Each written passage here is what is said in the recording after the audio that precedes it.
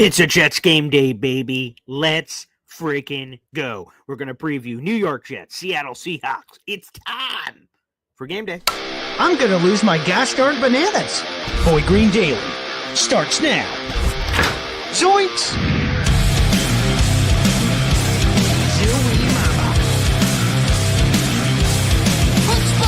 I made it clear that my intention was to play, and my intention was to play for the New York Jets.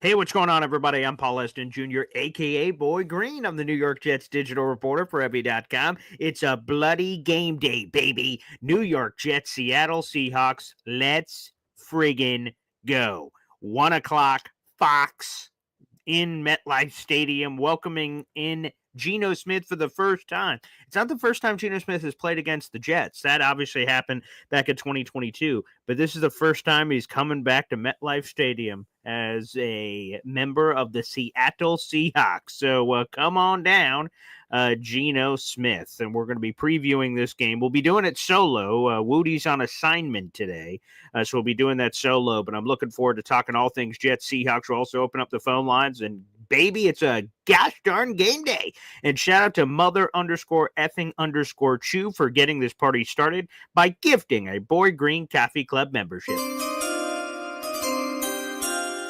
Oh, yeah, baby. And we need to update the banner. We are now 16. We are so close. We're on the goal line, baby. We're 16 members away from our number one Austrian Jet fan from getting his emoji. And look at this. The gifted member is none other than your mama's favorite caller and listener, Alan Avatal, has just been gifted a Boy Green Coffee Club membership. Come on in, buddy. Come in for the hug. You're a part of the Boy Green Coffee Club. Once again, shout out to MFC for gifting that beautiful membership to the community. That is beautiful. And look at this, Terrence Hill is now getting in the action. Another Boy Green Coffee Club member being given out. And this one goes to Dodgy Hamstring, which we've seen a few of those this season. Anywho, so there you go. Booyah. Another member here on the channel, baby. Let's update the banner. We're now 15 members away from our number one Austrian Jet fan from getting emojiized, which again, we try to, honor and respect all of our wonderful patrons here on the channel to help keep this train rolling, which we love to see. So shout out to Terrence Hill, baby, and Dodgy Hamstring, who was just gifted a Boy Green Coffee Club membership. Absolutely friggin' beautiful. So thanks, everybody, for the support. And Alan saying a very important message before he became a member. This was his first message. Go Cuse! Syracuse taking out Miami, taking them out of the ACC championship game, playing a little spoiler. Just makes me look back at the Syracuse season going, why couldn't they have won a few more games? They would have been in that conversation. But that's neither here nor there. Welcome to the show, everybody. Now, I'll tell you this. I've seen the Seahawks team play. Me and my father works out of Atlanta, so I flew down and got to spend some time with my father. Every year we do this Father's Day special, and we did a few shows live down there from Atlanta, and we got to see a Falcons-Seahawks game. So I've seen the Seahawks team in person. Shout out to my pop. He got us great seats, and this Seahawks team is friggin' explosive, man. I mean, this team's going to give some problems, especially to this Jets defense, which is, been a bit lackluster, to put it lightly. Think about the three, Jackson Smith and Jigba has been awesome. I mean, he's been terrific this season. There's just nothing else I could say. He is their leader on the team in catches, yards, and touchdowns. And that says something because they got some guy named DK Metcalf who's pretty good. And they got Tyler Lockett. But those are the top three getters on the team. You have Jackson Smith and Jigba, again, 66 catches, 755 yards, and 4 tutties. And then up next is DK Metcalf. He's got 46 catches, just under 700 yards, 3 touchdowns. And then Tyler Lockett, 38, 495, and 2 tutties. And here's a guy to keep an eye out for that not a lot of people talk about on this Seahawks team, but you gotta you gotta circle that guy. Noah Fant, man. This is the guy that came over from Denver who's part of that Russell Wilson trade. He's a mismatch nightmare, man. He and Alan knows about Noah Fant, a certain college he went to. A wink, You know what I'm talking about? So Noah Fant's got to keep an eye out for, man. This offense is absolutely explosive. They got Kenneth Walker coming out of the backfield. And Geno Smith, man, while we're going to point out some things that he has done poorly, which perhaps the Jets could take advantage of, but Geno Smith is dealing, man. You got all these different playmakers and receivers all over the place. The Jets are going to have to buckle that chin strap, if you feel me, on getting ready for this game because they come to play. They absolutely come to play. Alan says Hawks by 1,000,000. Gross. We'll see. Let me see what the official line is right now on the game. Jets Seahawks. Let me take a gander here. What is the betting line? Jets open as like a 4.5-point favorite in this game. Let me see. Let me take a quick peek ski. According to ESPN, the Seahawks are a 1.5-point favorite now. So the line's completely flipped, obviously. So 1.5-point favorite for the Seahawks. There you go, baby. There you go. Also, for all our new members to the Boy Green Coffee Club, Jerby has dropped the Discord link. You get access to that by being a Boy Green Coffee Club member. So take full advantage. Dalton says, morning, BG and Coffee Crew, just getting off work. Appreciate you, Dalton. Thanks for supporting the show. I hope you had a good day at work, man. And now we're getting some action here. MFC. MFC here. He gifted the membership to Alan. And every time we get a super chat or member shout out here on the channel, we hear from my daughter, Zariah Luna. Wow. I want my money back. Oh, God. That's funny. Sorry, there's no refunds, but I'm so sorry. That's funny. Hey, Syracuse, baby. Yeah, my mom's in the chat. Cuse beat Miami was awesome. Coming back. Shout out to Fran Brown, an amazing first season. Terrence, we know his connection to Syracuse, baby. It was great to see the orange. Hey, look, Alan in the giving mood. He just gifted a membership, baby, here on the channel. You love to friggin' see it. Beautiful. We're now 2 touchdowns away. 14 members away from our number one Austrian Jet fan from getting his emoji. We love to see it. Beautiful. Thank you, Alan. Love that. Yep. See, I knew Alan was going to love my Noah Fant conversation. Noah Fant, Iowa, former first-rounder throw-in on a one-side Russell Wilson deal. That's true. He was just a throw-in in that. Lauren's saying he likes that kid from Syracuse, developmental quarterback, Kyle McCord, baby. He's only here for 1 year. His collegiate eligibility runs out after this bowl game coming up. So, yeah, baby, give me Kyle McCord. Hey, that might be a fun quarterback taking the draft. I have no idea what his draft stock is, Lawrence, but I'd love it. He is a gamer. Now, he had one horrible game this year where he threw 5 picks and 3 pick sixes. That was god-awful, and I will probably never be able to scrub that out of my mind. But, yeah, he's a really talented kid. He's run for over 300 passing yards every game. So there you go. Very nice. Oh, here we go. Dalt coming off of work is using that paycheck immediately. Oh, yeah, baby. We love to see it, Dalt. Welcome back to the family, brother. 13 members away from our number one Austrian Jet fan from getting his emoji. Yeah, you can either buy your own membership like Dalt just did, or you can gift memberships. If you're watching on YouTube, just hit that money sign, and you guys can gift memberships. We appreciate it. There we go. Nice. Peter Castro was refunded after he mistakenly clicked $500 on the... Oh, my God. Good Lord. Wow, I didn't even hear about that. That's crazy. That's nice that he did that. That's very nice. I appreciate that. Look at that EZ getting involved on the fun. It's raining from the high heavens. Oh, righty. EZ just gave a membership to JJ the Jet Plane. You know, the plane. Yeah, there you go. Dalt punched in his membership, and Alan's membership, by the way, was given out to Jam, Jam. He was just gifted a membership earlier, so let me make sure I get all the names straight in there as well. We're now 12 members away. The historic Joan Namath, number 12, away from our number one Austrian Jet fan. We love to see it. Here's the other thing I wanted to say real quick, and thanks for all the memberships, everybody. Keep them flowing. We appreciate it. Tyron Smith, as I thought could happen for old Tyron Smith, he was placed on IR yesterday, which technically speaking, his season isn't officially over. There's 6 games left for the Jets. When you're placed on IR, you miss a minimum of 4 games. And so technically speaking, there's 2 left, but let's just be honest. Tyron Smith's season is over. And quite frankly, there's a case to be made that Tyron Smith's career is over.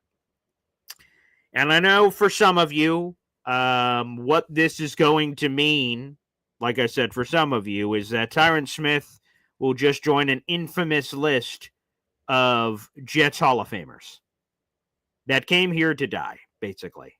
So I know some of you will do that, and some of you will consider it in that way where you go down the list. And here's the list. Here are guys, right? Players had great success elsewhere and then came here for a cup of coffee. Steve Atwater, Pro Football Hall of Famer. And some of these guys I'm going to mention had success here and some didn't. Steve Atwater, Pro Football Hall of Famer. Alan Faneca, Pro Football Hall of Famer. I enjoyed that run. Brett Favre, Pro Football Hall of Famer. Ronnie Lott, Pro Football Hall of Famer. Ty Law, Pro Football Hall of Famer.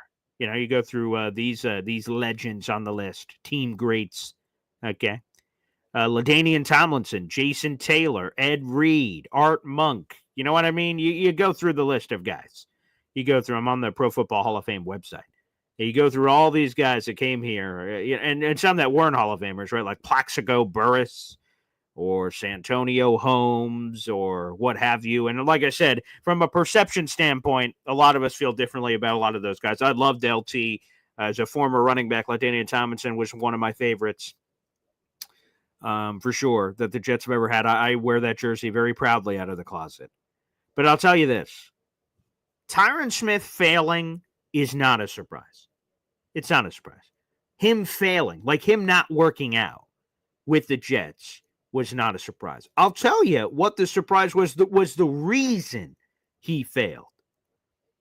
Obviously, look at the contract that the Jets signed him to. CJ2K. Oh, yeah, keep that going, guys. If you can name just random, really famous football players that came to the Jets for 5 seconds, let's all try to add some names to the list. So feel free. Chris Johnson, that's another great one. I love that one. David D, very nice. Keep them coming in the comment section. I'll throw them up here when I see them. Which it's a wild list. Frank Gore, right? There's another one. Bang. Okay, but there's more to the list. There's quarterbacks, running backs, wide receivers. There's literally players all over the place. But again, Tyron Smith failing shouldn't be surprising. The reason he failed is incredibly surprising. Sure, he's going on IR. He has this very serious neck thing he's been dealing with since Arizona. That's all real. But when he was playing, Tyron Smith stunk. Point blank. And that surprised me. I thought if Tyron was going to fail here, it was going to be because he couldn't stay healthy. He has not played a full season since 2015. But shoot, just last year, he's a second-team All-Pro for the Dallas Cowboys. So, man, it's stunning. It's absolutely stunning that is the reason he flopped. Because I banged the table. Hey, I won't hide from it. I wanted Tyron Smith here. I thought it was the final piece of the offseason of, like, if we filled in left tackle, we could do whatever we wanted in the draft. We could take a left tackle, which we did, Olu Fashanu, who I liked a lot 2 years ago. I said, oh, boy, this guy's great. And then I wanted one of the receivers or some other positions. And we ended with Olo, and I'm like, great, okay, now we got premium insurance. This is terrific. But I thought he was the final piece of the offseason, and boy, I was wrong. Tyron Smith stunk this year. He gave up more sacks than ever. It was just a stunning fall from grace. An absolutely stunning fall from grace. And the only thing I will say, while he will join that infamous list of players I just read that spent cups of coffee with the Jets, I'm happy that if Olu takes anything away from Tyron Smith, it was totally the right move, because Olu Fashanu can learn from it. It didn't work out. We're not going to be like, oh, yes, Tyron Smith, great times. We won't be saying that in 5 or 10 years. But boy, if Tyron Smith, is going to the Pro Football Hall of Fame.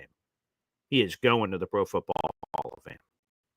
And if Olu can learn anything from him, that was his idol growing up, then God bless. I hope Olu's our left tackle for the next 10 years. It would be terrific. It'd be terrific. So salute to Tyron Smith, whose season is likely over, and quite frankly, his career is likely over. His career. This neck thing looks pretty serious. So salute to Tyron Smith, who was officially placed on IR yesterday. All right, let's go through some names. And by the way, I want to make this clear for people that are putting out names that are just randomly Jets at different times. It could be for good or bad reasons, right? So, like, I read the team great list, right? LaDainian Tomlinson, I remember his time here very fondly. Alan Faneca, I remember his time here very fondly. Like, Plaxico Burress, like, he had moments. He had that one, like, 3-touchdown game with Sanchez or something. And you have, like, Art Monk. Ed Reed was here for, like, a cup of coffee. Like, right? I don't go, oh, yeah, Ed Reed. So it can be good or bad. I want to clarify that to people that are throwing out names. Matt Forte, that's a good one. Thomas Jones, I love Thomas Jones. I've told the story before. He was like my first big player interview I did like 15 years ago. And he was supposed to give me like 10 minutes. He gave me an hour. He was having some phone problems. So it was like 3 interviews all kind of combined all together. But yeah, I'll never forget what Thomas Jones did for me early in my career. So shout out. And Thomas was great here. That 3-year run is one of the greatest 3-year runs we've seen from running back. Matt Forte, that's a good one. That's a good name. I like that. Very nice. Tony Richardson, that's a good name. Thank you.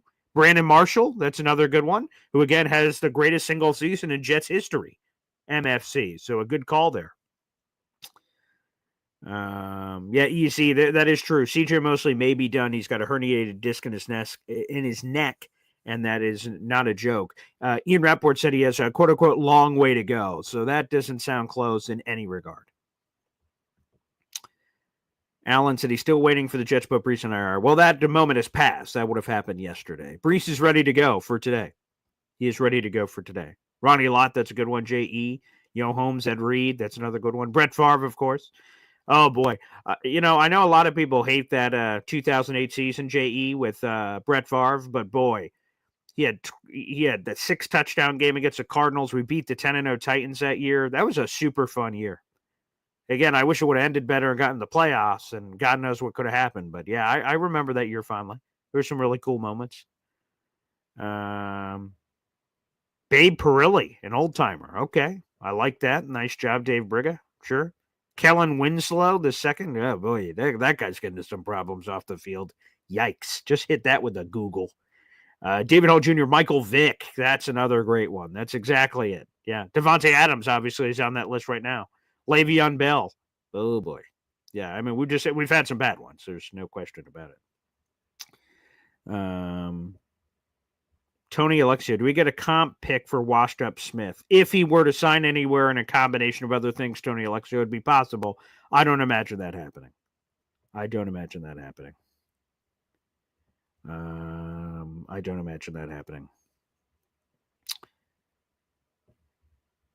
ECS, how does this level of talent completely fall off the monkey cart in just one season? I don't know. Jets have had that happen for a long time. Again, they joke that this is where Hall of Famers come to die. And, well, might be true. By the way, I want to make sure I don't forget this. Our number 1 Austrian Jet fan got involved.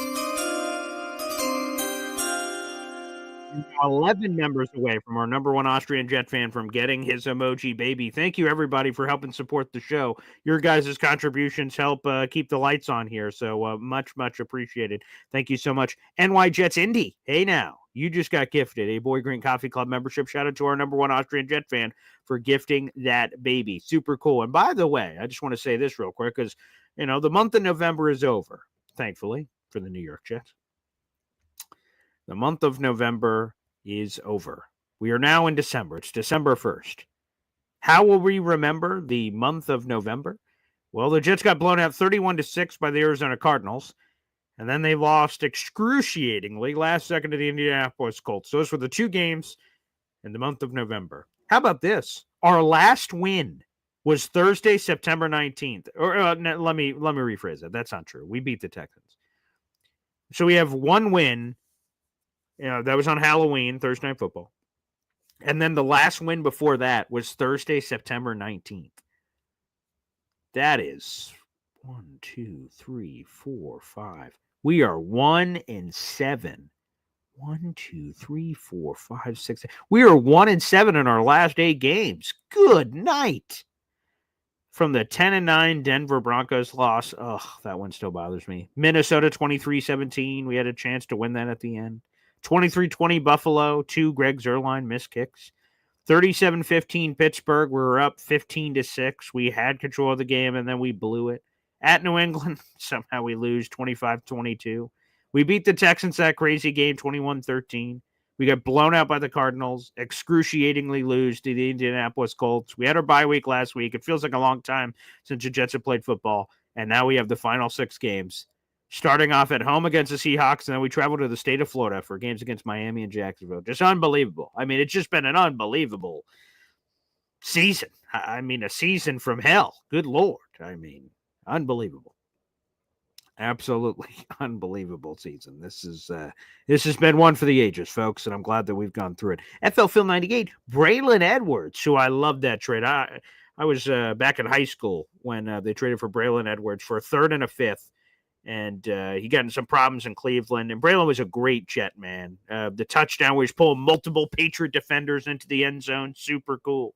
He had a lot of cool moments. The Jets-Texans game where the Jets were up a lot, and then they allowed the Texans to get back into it. We thought, classic Jets are going to blow it. And Mark Sanchez finds a streaking Braylon Edwards down the right sideline in that Texans game, which set up the San Antonio Holmes walk-off game winner. He had game winners like in 3 games in a row. Cleveland, Detroit, and the Detroit one got them in field goal range, but Cleveland, Detroit, Texans, that was awesome. And come on, how can we forget AFC Championship game?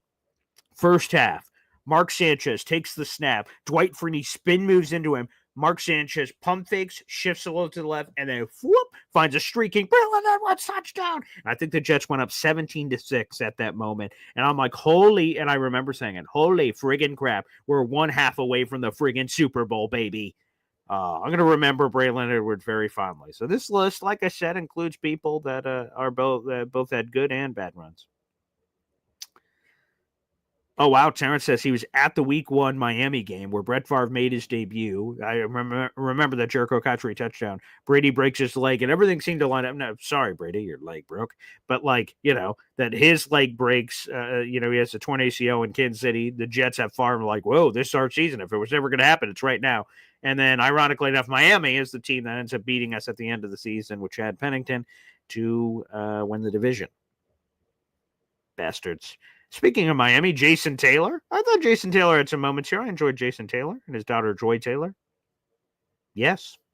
Amen. Blessed be he. That's for damn sure. Aaron Rodgers, of course, will be on that list. Shout out to Jared B. Yep. Art Monk, I like that one. Dwayne Brown, too. That's another one. Wow, you guys are coming up with MJ Dunn, Jared B, MFC. You guys are coming up with some good names. Yeah, I really enjoyed Alan Faneca here. Absolutely. Absolutely. That was great. My father, easy on the math. It'll hurt your brain. Thanks, Bob. Appreciate you. God bless. Yep. Let's see. Deacon Shack said, got a good feeling about a Braylon now and touchdown to Brees Hall playing through injury. Yeah, we'll see. They also have Zonovan Bayham Knight. He was not elevated. He's on the practice squad, but we'll see. I appreciate you, Robert, watching on YouTube. Of course, we got Facebook, YouTube, or Twitter, wherever you guys are watching. We got a couple hundred people in the room. Make sure you guys like the video, hit subscribe. I appreciate it. Thank you. Thank you kindly for supporting the show. We'll open up the phone lines here in just a minute. FFL 98, Damian Woody. Oh, that's another good one. I love that. Absolutely. That's good.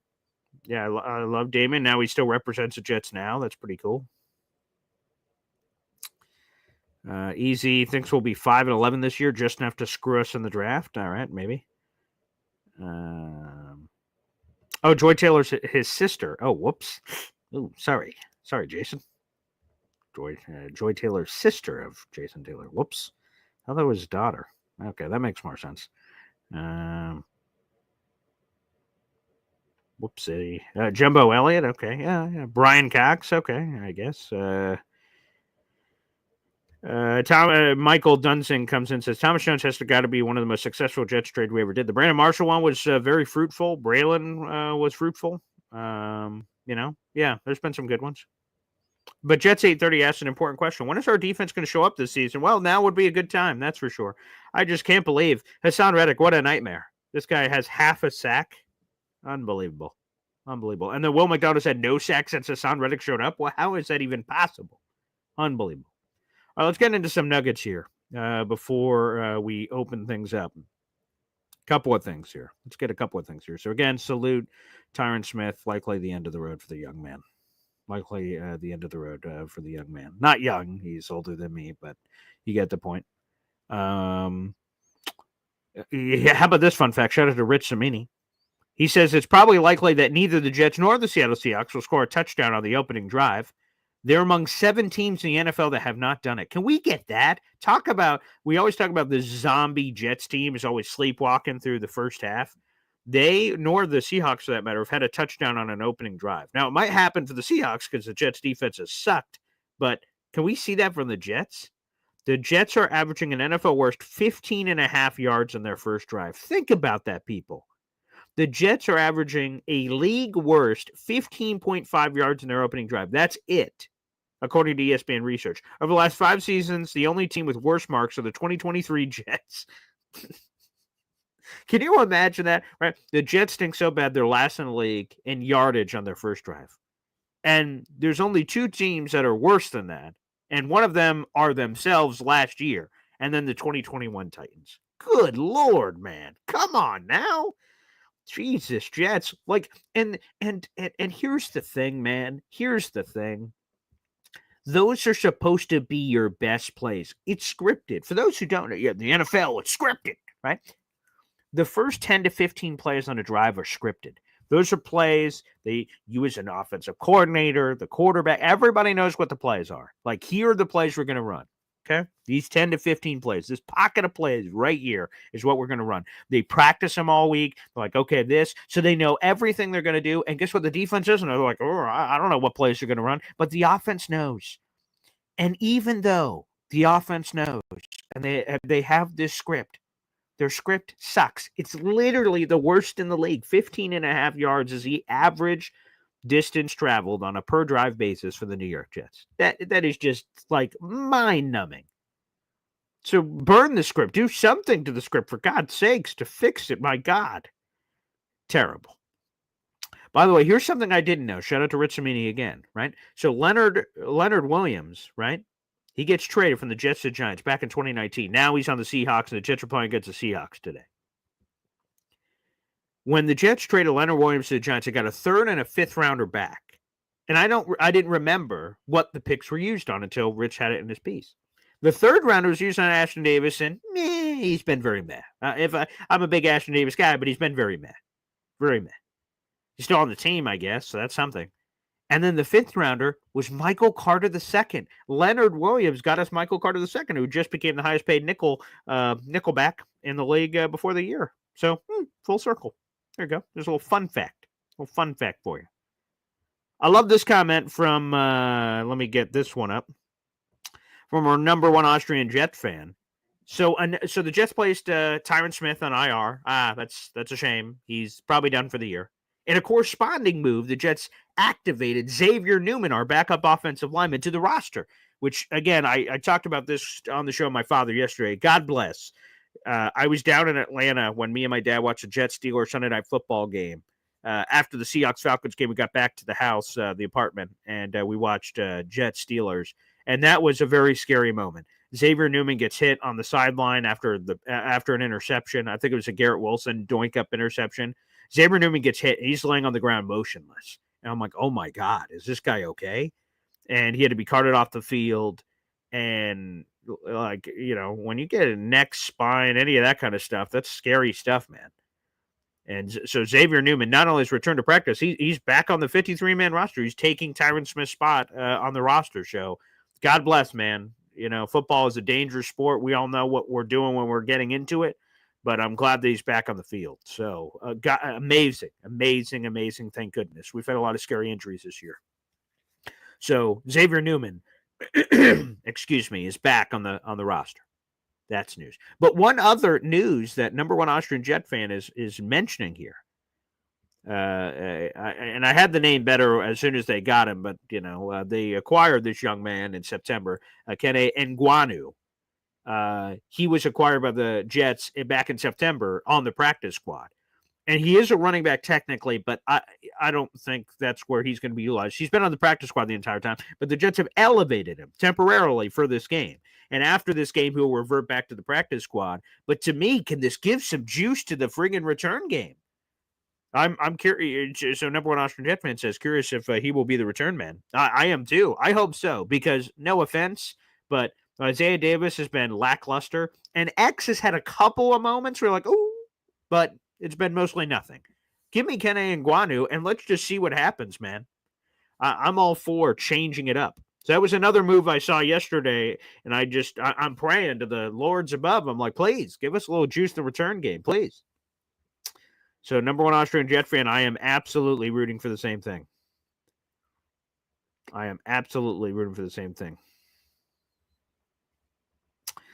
Salmon Jets. Any mid-rounder that Jody drafted that was any good? So Michael Cardosac was great. He was a 5th rounder. Jamie and Sherwood, he's been a really good, solid linebacker, and the Jets will probably try to re-sign him this offseason. He's probably pretty good. He was a 5th rounder. Brandon Eccles was a 6th rounder. That's one that deserves some love. I don't know, mid, late rounder. I don't know. You're technically what mid rounder is that? Is that 3rd to 5th? Does late rounders count? I don't know for your conversation, Salmon, but it could be. The Seahawks are 13-8 versus the Jets all time. We also have, I haven't seen him in here. We have a Seattle Seahawks super fan that follows the show, so I'm sure we'll see him at some point today. Danny in real life. Sorry to interrupt this Boy Green Daily to report the Bills clinched the division tonight with a win versus the 49ers. It'll be the quickest team has clinched the division in 15 years. Not bad for a quote-unquote reset year. Go Bills, you bastard. Yeah, I mean, here, let me give my flowers to the Buffalo Bills. Before the year, I thought this was the Jets' year to win the division. It had not happened since 2002. It's not happening this year, obviously. But yeah, I mean, man, when the Bills got rid of Stephon Diggs, everything else, I thought the Bills were done so. I thought they'd still be competitive. I didn't think they'd be 6-10 or something, or 6-11, whatever the record would be. I thought they'd be competitive, like in the 9-10 win range, but yeah, I did not have it on my bingo card that they would be having this historic year. So, hey, man, I can do nothing but show respect for Buffalo Bills. They've been kicking ass, man. I absolutely am not rooting for you to do anything. I'll enjoy watching the games, but I'm not going to be like Bills Mafia. You're not going to see me throw my fat old ass through any tables. We're in support of Buffalo Bills fans. We'll talk about it on the radio, I'm sure, of getting it together, but yeah, we'll see. Answer some more calls here, and then we'll open up the phone lines. Taylor Sterling says that Kene Nguanu guy was a Pro Bowl returner. Give him a shot. Yeah, he led the league of return scores his rookie year. So he's a Pro Bowler, All-Pro as well. So, yeah, I mean, I don't know why the hell it took so long, but, yeah, there you go. Tony Alexio, why is he activated instead of Bam Knight? Bam Knight wasn't activated. He was signed to the practice squad. So Izzy doesn't need to be activated. He's on the 53-man roster. Now, to your point, can they make him a part of the game day roster, Tony Alexia? Well, that's up to the Jets, but they have made him a regular and active on game day. He's on the 53-man roster, but he's normally inactive. And my father, Quincy Carter, another all-star. There you go. There's another name. Here's another name. 18 degrees. Good Lord. I've not looked outside yet, so I don't know if the snow's hit us yet, but I'm sure it's coming. Deacon Shack. Hey, Paul, how bad do you think Brees's injury is with him returning Wednesday as questionable after having a lot of time off? I know he practiced in full Friday, but it seems a little bit off to me. Yeah, so, well, of course we had the bye, so that's a factor, and then we had this stuff this week. I'm going to be honest, when I picked up Braylon Allen everywhere in fantasy, excuse me, when I heard Ulbrich say, like, he tweaked some against the Colts but powered through it, we're hopeful. I'm like, ooh. Braylon. I picked him up on all my fantasy teams just as a backup. Why not? I had him on my roster for a lot of the year, and then, like, after Todd Downing took over, he's been non-existent, so I cut him. But I picked him up. So how bad do I think the injury is? I don't think, until so. Excuse me. Apparently, Brees Hall got injured in the Colts game. I didn't notice that. I remember from 2 weeks ago, and so I haven't seen him since. So it's almost unfair for me to say. How bad do I think the injury is? I want to see him. And now we'll know immediately, I would assume, in the Seahawks game. If he's running, looking gimpy or not looking like himself, we'll know how bad the injury is. But it's hard to say because I don't remember the Colts when Ulbrich said he tweaks him. I was like, whoa, really? Oh, I don't remember. So it's hard for me to say.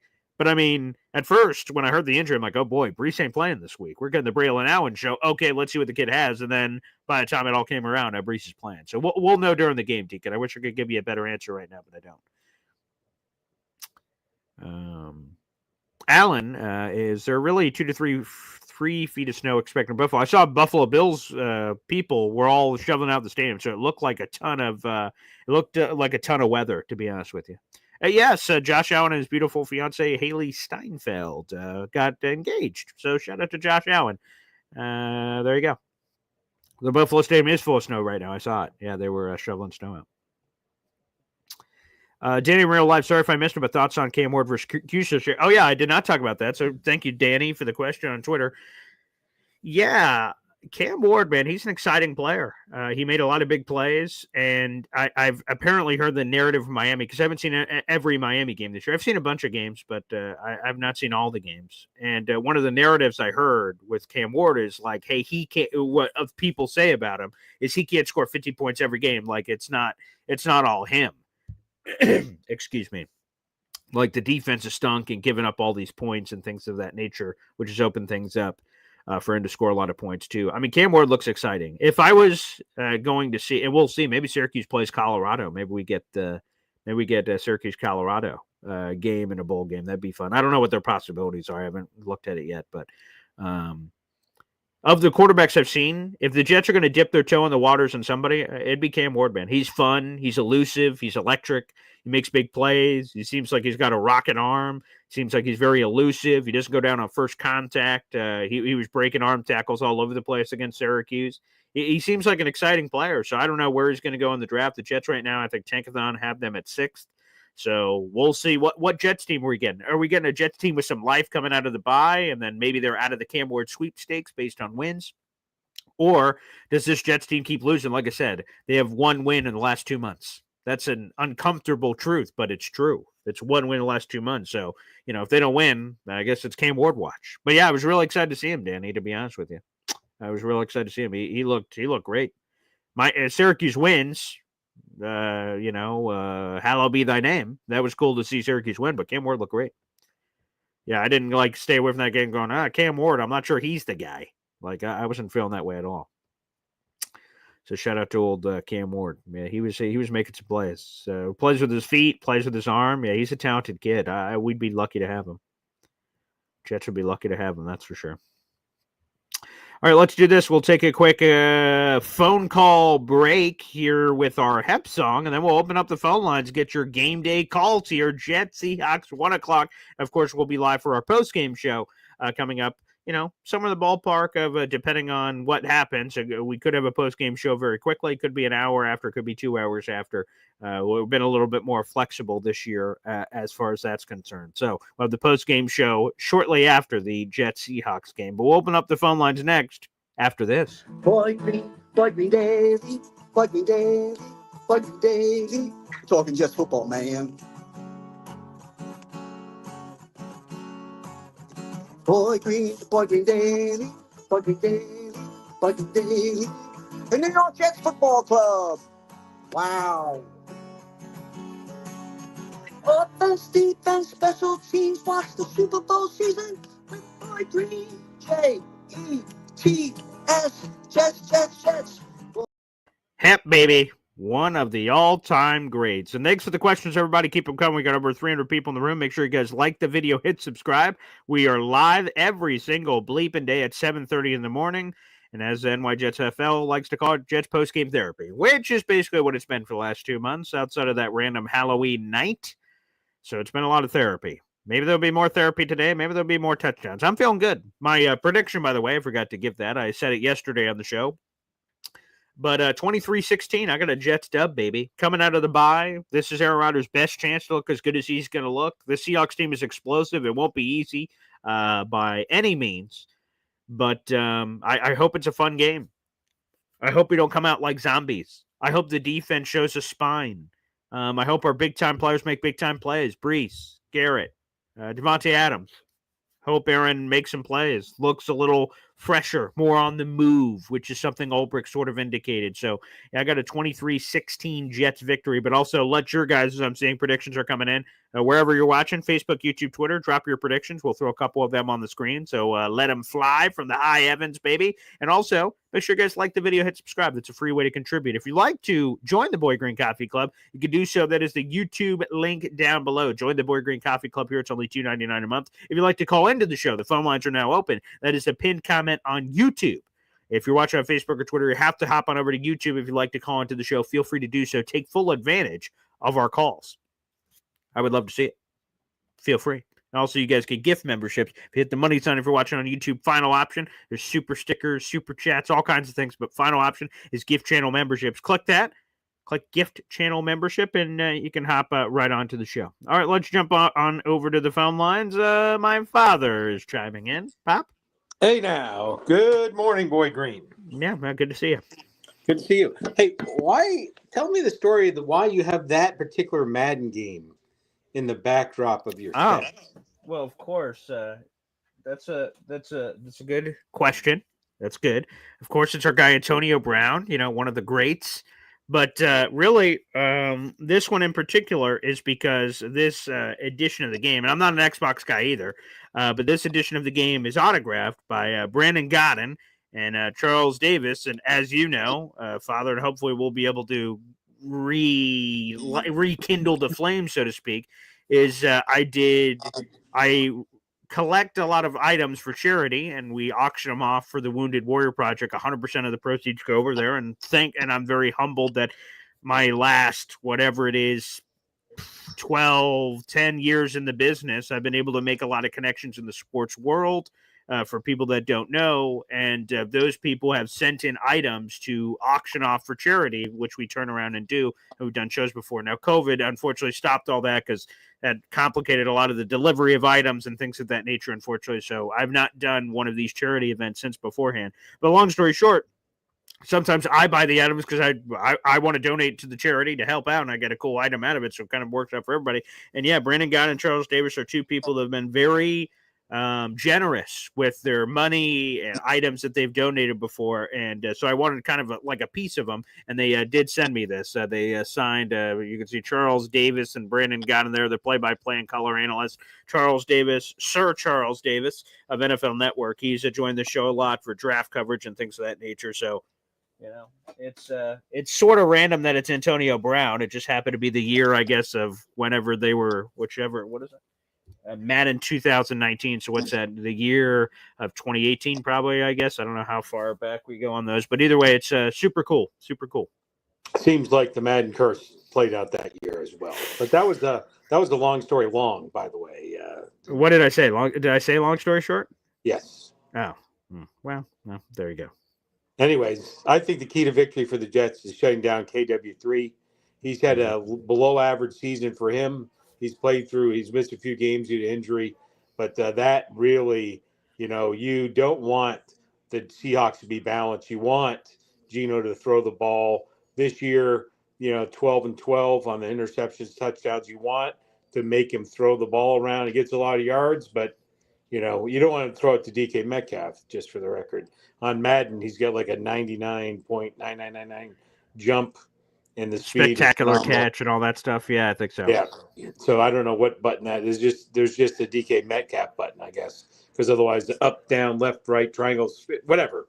I mean, all of them, like Jackson Smith and Jigba, I couldn't believe that stat till I saw it, that he leads the team in catches, yards, and touchdowns. Like, he's better than DK in all of those categories. Now, DK's missed a couple of games because of injury, so factor that into the pool. But they get a lot. Tyler Lockett, everyone overlooks him, but he's old man. He's got, like, the old man Dirk Nowitzki game to him. Like, what makes Tyler Lockett special? I think he's going to have that until he chooses to retire. He's just squirrely. And so he's a really talented dude too. This is one of the best three packs of wide receivers in the league. Yeah, easily. And I think I actually mentioned that when we were doing the preseason breakdown, right? You say that a lot because there's a lot of talented, like the Rams, the receiving core, and you throw in Fant as well. They've got some freaking weapons. You got Geno, second in the league in passing. You have that quad pack or whatever 4-pack of receivers. Then you got KW3, running the ball, that could be a nightmare for this Jets defense unless it's ready, rested, and comes ready to play. So hopefully it's time for some of those people that have, the Hassan Reddick turning point of the defense, him showing up did not make them better, but hopefully he can play better and we get some good results. But anyways, I had to call in. I've got to head to the airport, fly to Atlanta, and hopefully the Wi-Fi is strong enough. I'll be watching the game. All right, beautiful. Well, we'll see you, I'm sure, either in text or comments or anything. I'll see you, I'm sure, talking about this Jets Seahawks. So fingers crossed, we'll see. Like I said, I know a lot of people are for the tank and they want them to lose. They're calling whatever this will be meaningless wins. To me, I want to see wins, man. Again, I said 1 win in the last 2 months, and I do this show every day. So do that math. Not great, Bob. We've been talking about a lot of losing. So I would love to see a win. It might have been worth it for you to throw your hat in the ring. You predicted the Jets to win every single week. No, I don't think that's true. I am 1,000% confident every single week. Is that from true? The 49ers all the way, all those games, every time. And I don't blame you. That's a weird coincidence, maybe. That's a weird question. So maybe if you picked the Seahawks, the Jets would win. Oh, so it's my fault. Oh, okay. Well, yeah. Well, we had to break down the data, the analytics, the statistics, break it down, get the abacus out, slide the beads around, not those kind of beads, slide the around, come up with it, and it's you. Yeah. You're the common denominator. You got to pick the other team. I will see if I can do that in the future. The ink is dry, so to speak. The bullet is fired, but I will go back to the tape if somehow the Jets keep losing. I'll do a deep dive and see what I can do to help the team. Yeah. Yeah. Actually, I will say that you did pick one correct game because in the preseason you picked the Jets to lose to the Cardinals. You did pick that was the first loss in your pick. You did get that one correct. Yeah, Rich Eisen laughed at that when we did the Jet schedule prediction before the year. He laughed at that. How do you text again using numbers? Anyways, I digress. Yeah, thank you. God bless. Thanks, and we'll see you later on the Tonight Show. Thank you. Thanks, Pop. Right. Bastard. Anywho, I see a question here. Jets 8:30. Then we'll get back to the phone lines. Question B: Do you have a Paul III yet? Is that in the works? Thanks again for the morning content. Yeah, that baby is born. Yeah, that baby happened. Yes, Paul Andrew Esden III is alive. He's been born a couple weeks, so he's in the other room. So PE3. That is true. I have 2 children. One's Zariah Luna, and then one is Paul III. That is both those children are alive. Thank you for asking. God bless. All right, let's go back to the phone lines. We've got my favorite letter in the alphabet, M. What's up, brother? What's up, brother? How are you? I'm good, man. It's a Jets game day, baby. I'm fired up. Nice. How's that baby? Oh, yeah. The baby's great. Thank God. So, blessed be he. Absolutely. So, obviously, a bunch of shit this week. This is my favorite Sunday call. Wake up, joints, come on here, talk some shit. Really? Is this the fucking consulting? Sorry, is this a consulting firm you hire? The 33rd team. Yep, apparently. 33rd, they're last. I mean, it's just I never thought about it that way, but just straight trash. Couldn't even. We're like, hey, we're here, number 33. Yeah. I don't know, man. I listened to his. That's unfortunately. So I have a little business that allows me to just listen to headphones all day. So between your show, Jake Asman show, all day long, 7 days a week, usually I just listen to Jet shit, Yeah. I can't take Tannenbaum, man. I just, yeah. I don't know what his takes are. I don't know if he's just wanting to be pretty cool for television or what it is, but I don't know, man. Listen to some of his takes. It's like, what's that guy on the West Coast all the time? The one that said Adam Gase is the new... Colin Cowherd. Those fucking two remind me of one another. I mean, for real, it's like you might as well get Colin Cowherd to help you pick out some new people in that organization. Yeah, the optics look bad. There's no question, because like Tannenbaum was fired by Woody Johnson, and then you have the ESPN trade proposal stuff and all that. That's looked bad, and so I get it that the optics of hiring the 33rd team, which again never thought about it that way. That's one way to put it. So you have that. You have the Tannenbaum fired thing, and people don't love how the end of the tenure went. So the optics look really bad. I just like that Woody has obviously he looked in the mirror and said, I am fucking up a lot of hires here.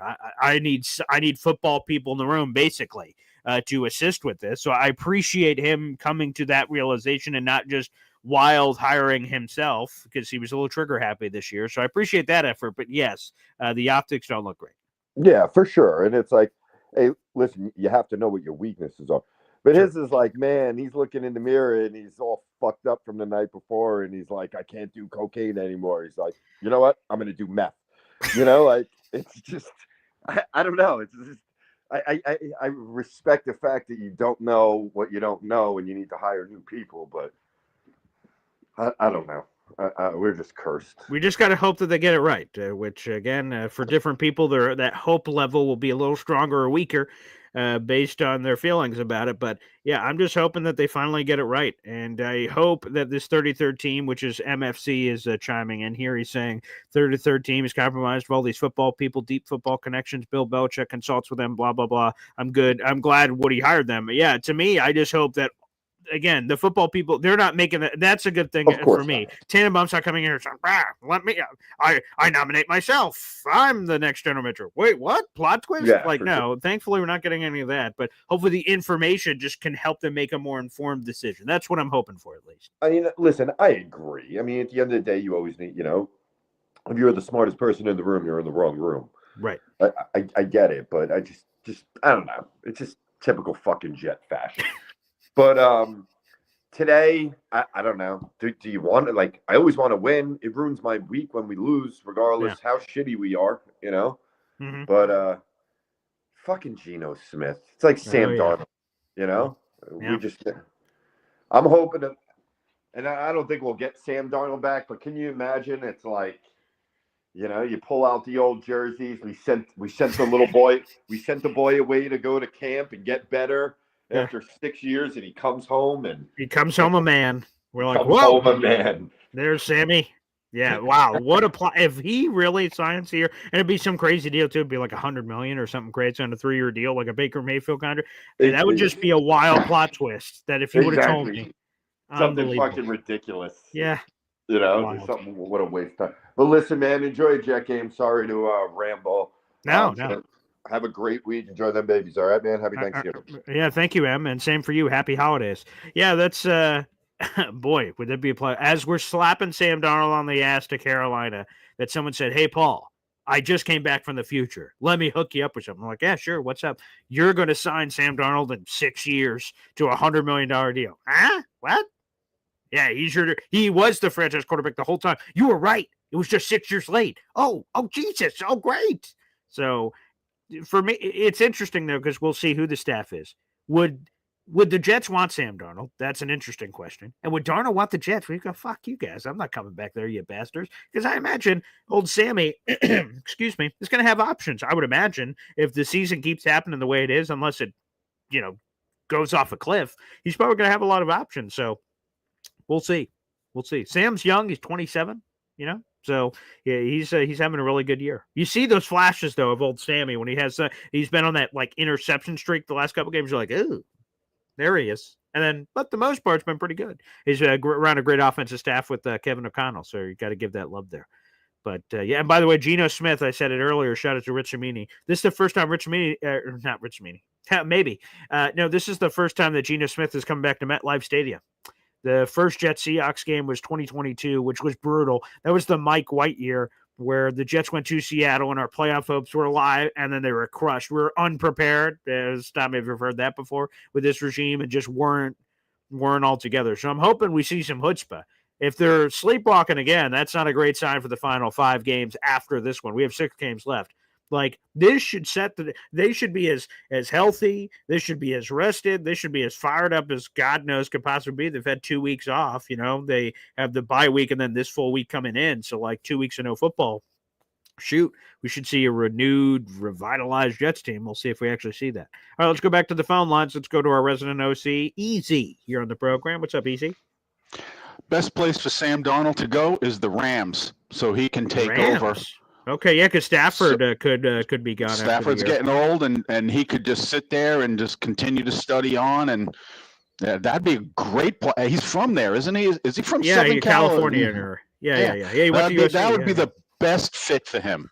I Go to agree. the Rams. That'd be a great place. You have great coaching staff. Cooper Kupp still there. You got Puka Nacua. You got Kyron Williams. Sure, that'd be I haven't heard anyone say that before. You just did right now, Easy. That sounds like a perfect fit if they if the Rams move on from Stafford, which they absolutely can do. Like you said, he's 27, Yep. so he still has a lot of life left. He can still learn a little bit.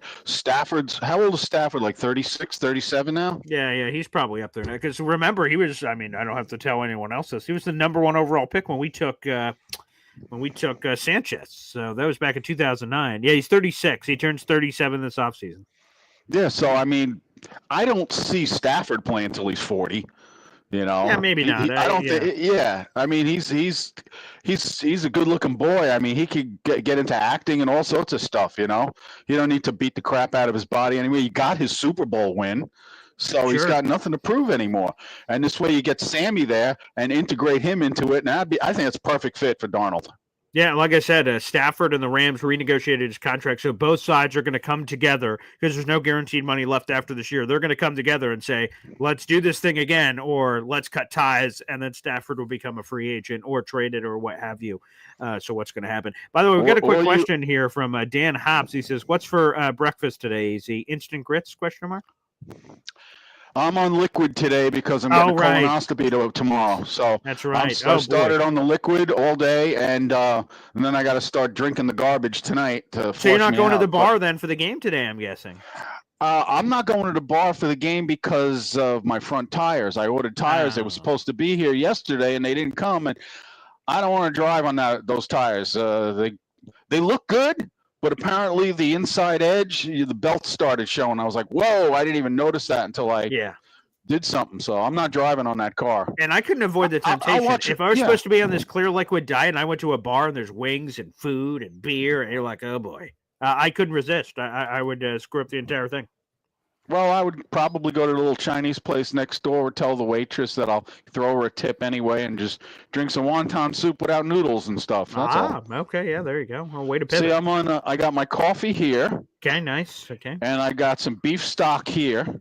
All right. What's that for? And beef stock just because it tastes good. Oh, okay. I've never had it. Okay. Oh, ye of no soupness. Yeah, that's true. Yeah. I'm not a soup guy. You are the non-soup guy, but yeah, the beef stock.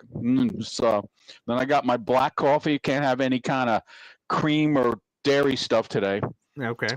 Anyway, let's just talk football. Sure. Okay. There's one question I could never remember. But the best guy that we ever obtained, not out of the draft, is Curtis Martin. I just can't remember if he was traded or he just came here with Parcells. Restricted free agent, and the Jets poison pilled his contract, which made it impossible for the Patriots to match. So we stole him. Basically, is how it worked. Yeah, it was a restricted. But he's probably the single best acquisition we ever got. Him and Kevin Mawae. Yeah, and he was. Yeah, he was a Hall of Famer. Like, okay, so like Ed Reed's a Hall of Famer, but he's not a Hall of Famer because of what he did with the Jets. Yeah, Curtis he was a Hall of Famer with the Ravens. Yeah, right, exactly. Ronnie Lott was a Hall of Famer with the 49ers. Art Monk was Monk with the Redskins and all. Yeah, absolutely. Yeah, but like Curtis Martin came over here for a large chunk of his career and had Hall of Fame stuff with the Jets. So he's our Hall of Famers. How we what was he like 3 years with the Patriots? I think that's right. Yeah, let me get that up because let me see. Curtis but I think he was our best acquisition of all time. I mean, I think you're right. You acquire a Hall of Famer. You're right. 3 years. 3 years in New England, and then the rest were with the Jets. So he had 8 years here with the Jets. So we claim him as ours. He had over 10,000 rushing yards just with us overall. He's had 14,101. Like, oh, yeah. Curtis Martin's our guy. But some of the other ones, again, LaDainian Tomlinson, Jason Taylor, Ronnie Lott, Curtis went into the Hall as a Jet. What does that tell you? Yeah, 100%. I love Curtis. He's one of my favorite Jets of all time. Well, the New York teams have traditionally I'm not talking the Yankees. The Yankees are a different ball of wax because nobody that goes to the Yankees wants to be the guy going to the pinstripes that screws up. They won't allow themselves to screw up going to the hollowed Yankees. Right. But I can remember back in the 70s and 80s, I mean, we got George Foster from the Reds, and he was a 50 home run a year guy, and he was a bust with the Mets. Mm-hmm. I mean, there's something about coming to New York. I think some people just can't handle it. There's no doubt about it. There's a lot of people who can't. A lot of people can't. But yeah, but like I was saying, I think Darnold, if he's smart, he'll go to the Rams. That's a great landing spot. Like I said, I hadn't even thought about that as an option, best. but as soon as you said it, it sounds terrific. Because it's age-wise, it's perfect. You know, Stafford leaving. What do you think? Stafford made what 2 more years for him? And I love that's Matt probably Stafford. true. And I think he's going somewhere else. I don't think the Rams would have both. I think Rams and Stafford could come together and say, hey, we're going to part company, and Stafford's a free agent, and he would be the best quarterback available, and we'll see what people we could do get Stafford here then. Sure, for let's a year or keep two. the old man game going. That's No, we'll get Stafford here so that we could groom our young guys. No, I hear what you're saying. Yeah, I'm all about it. In the old days, guys rode the bench for 3 years. They never saw the football field unless someone got like catastrophically injured. Sure. That's how it used to be. I mean, there was exceptions to the rule, but that's how it used to be. Yeah. Anyway, I am going to just watch some TV and vegetate most of the day. I'll probably watch some of the Jet game on Red Zone. Oh, so I got Red Zone. Sure. So. Hopefully you see him a lot if you're watching Red Zone. I can only hope so. Hopefully with the Jets with the ball in their hand in the red zone for us, not so much for Gino. Yeah, that'd be ideal. But that'd be ideal. I appreciate it, Easy. And good luck on all your surgery. One other thing. See you. Yeah, go ahead. One other thing. If Darnold did decide ever to come back to the Jets, at least now we got players around him. When he was here, he had nobody. Yeah, that'd be nice. And hopefully he picks the same jersey. I'd like to be able to get some use out of my old Darnold jerseys if that's possible. So, Sammy. Well, that'd be great. Well, what's his name's got the jersey right now? Who? Mr. Malachi Corley. Fumbalaya. Yes, Malachi Corley. Yeah, of great fame. Yeah, that's a good point. Yeah, he might have to change jerseys. We'll see. It don't matter. What's going to happen is going to happen because, like we used to say, we would always have all these things, and Joe D would always make picks that like, oh shit, where'd that come from? Yeah. So, and we don't even know who the new Joe D is. We do not. No, there is that guy will be drafted first. We probably have another. Well, it's December 1st today. That guy will probably be drafted. That person will be added, signed, whatever the word you want to use, acquired in the next month and a half. So that's probably when we'll get our next GM first. Who do you want as GM? If they're gonna, I'm getting Will McClay, man. He interviewed for the Washington job. Spielman said people that interviewed for the Washington job will be on his short list for the Jets job, and there'll be more names than that. So Will McClay interviewed for that one. Will McClay has never gotten his chance to be GM. He's from Dallas. He's been there for the last 22 years, and man, their drafts have been killer. And he's a former player. He's been a former player. He's been an executive for a long time. He's been running their draft for like the last 10, 15 years, somewhere in there. What about the Kansas City assistant? Borgonzi, yeah. I'd be curious the head coach combination. That scares me a little because there's a lot of dangerous Chiefs people that I don't want, like Matt Nagy. I want no part of Matt Nagy and some of these Chiefs guys floating around. I don't know who the hell Will McClay's head coach would be, but boy, those potential Chiefs head coaches scare the flying hoot out of me. I'm going to be honest. Well, I'm not talking head coach. I'm just talking. No, I know, but I'm saying if Borgonzi comes in, who is his head coach? Probably people he knows. And if people he knows, I would imagine Nagy, who is a floating head coach possibility, or someone like that would probably be on his short list. So I like Borgonzi, the guy of Borgonzi, but then who's his head coach? I'm like, oh boy. It's a little scary, the possibilities. And one final question, because I'm not following it like I did last year because I was so demoralized this year. Not in this year's draft coming up, but in the 2026 draft, who are the 4 top QBs available or that you think will be available for the 2026 draft? And I'll let you go. Okay, Take beautiful. Care. Thank you, Easy. So Arch Manning is on that list, I'm pretty sure. And then there's, I'm going to bring on our next caller. He's going to know some of the names, too. It's a Tennessee kid. I got to see eligibility. Who are the other ones? Because there's a few that are floating. The Nussmeier kid from LSU, I think he's on that list, too. But let's bring him in. The reigning defending Boy Green Coffee Club member. Again, 11 members away from our number one Austrian Jet fan getting his emoji. Alan graces us with his presence. Good morning, and again, I want to thank Hughes for yesterday. Yes. It was great to watch Kyle McCord's face when they asked him a question about the Michigan-Ohio State game yesterday. He had this, like, fuck you, Ohio State face. It was beautiful. By the way, one of my good friends actually is neighbors with Will McClay, so should I knock on his door? Oh, really? Oh, my God. Yeah, he yes, actually lives. please do. Oh, He that's actually so cool. lives in. He actually lives in North Dallas. So, Oh, wow. yes. So I will love that. call and I'll Please put do. you on the other line. How about Thank that? you. Yes. Yeah. Top quarterbacks for 2026, as you said, Arch, Nico Iamaleava. I always kill his name. Yes. I truly believe Drew Aller will go back to school. There's talk that he might go back to school. To me, I think he needs to perform really well Saturday against Oregon. Again, he has not been great against good teams, so it's an opportunity for him to really perform well against a really quality opponent. So I think that's important. And I think Garrett Nussmeier might go back to school as well. So I could see them being the top 4 guys. Okay. One bad thing that happened to the Jets yesterday is, with Ryan Day losing once again in Michigan, I totally believe Ohio State and Mike Vrabel will come into partnership in the next couple of weeks.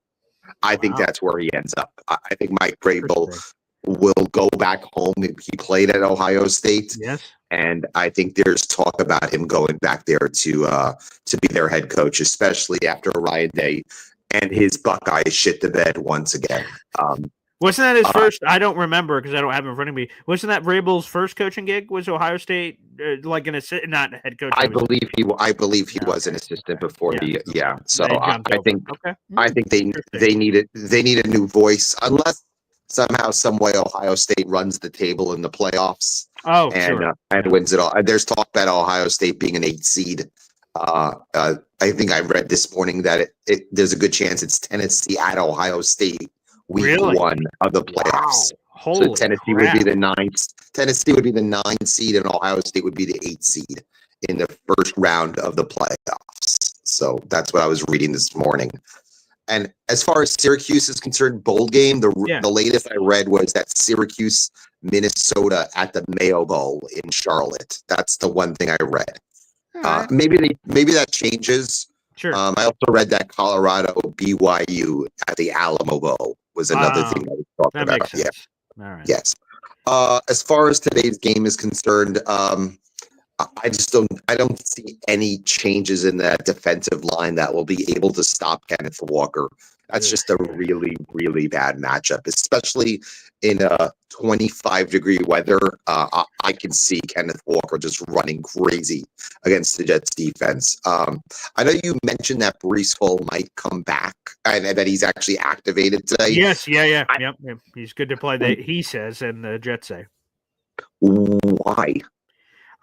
The thing that we're going to know immediately, because if he's going to play, as they say, or this is some weird big ruse that they're like saying he's playing his gamesmanship and then it's Braylon Allen. But the tweak thing, when you hear something like that, that doesn't make me, and that he was sore all week and then sore at the beginning, like that doesn't sound good where I wouldn't want to play him. So I don't know what the Jets are doing, but if he looks great, then they know more information than I do, obviously. But isn't this the same team that gave him 38 carries last year in week 17? I can't believe that happened still. I can't believe it. That's unbelievable. So I expect the Jets to run him to the ground in meaningless games. So it's typical Jets. But again, as far as the Jets coaching search is concerned, I'm trying to weed out some of the obvious guys that won't come here. Like, I don't think Ben Johnson will come here. I truly believe he'll be in Chicago in the next couple of weeks. I think Todd Monken won't take this job. I think he had the opportunity a couple of years ago and they gave it to Adam Gase because the Jets are the Jets. As far as a legitimate guy to come here, it goes back to the Ray Agnew, Aaron Glenn situation. I think Aaron Glenn is a former Jet player, and he would take this opportunity. I think so. I wasn't a really big fan of the way the Lions defense played in the second half against Chicago.